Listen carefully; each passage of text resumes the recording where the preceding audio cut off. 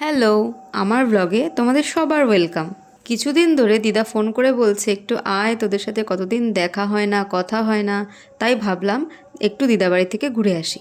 তাই সকাল সকালে রেডি হয়ে দিদার জন্য হটপ্যাড নিয়ে, জলের বোতল নিয়ে ও আরও কিছু জিনিস নিয়ে বেরোলাম। বেরোতেই দেখি মিনি পাঁচিলে বসে আছে, আর ওকে দেখলেই আমার শুধু ধরতে ইচ্ছা করে। টোটো করে স্টেশনে পৌঁছেই দেখি যেই ট্রেনে আমাদের যাওয়ার কথা ছিল সেই ট্রেন অলরেডি চলে গেছে। নেক্সট ট্রেন প্রায় 10-15 মিনিট পর। তাই সময় ও ভয় কাটানোর জন্য আমি বারবার এটাতে উঠছিলাম আর নামছিলাম। সত্যি কথা বলতে আমার এটাতে উঠতে প্রচণ্ড ভয় লাগে।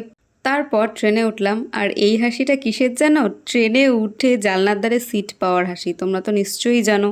আমার মামাবাড়ি কৃষ্ণনগর। তারপরে ট্রেন থেকে নেমে টোটো ধরে পৌঁছে গেলাম মামাবাড়ি। দিদা তো আমাদের দেখে খুব খুশি, প্রায় কেঁদেই ফেলে। তারপর দিদার সাথে অনেক গল্প করলাম, মজা করলাম, লাঞ্চ করলাম। লাঞ্চ করে বেরিয়ে পড়লাম একটু হাঁটতে।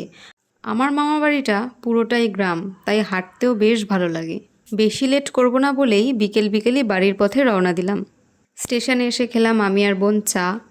তারপর কাঁচরাপাড়া স্টেশনে নেমে খেলাম লস্যি। এখানকার লস্যিটা সত্যিই খুব ভালো বানায়। তারপর টোটো করে বাড়ি। টাটা।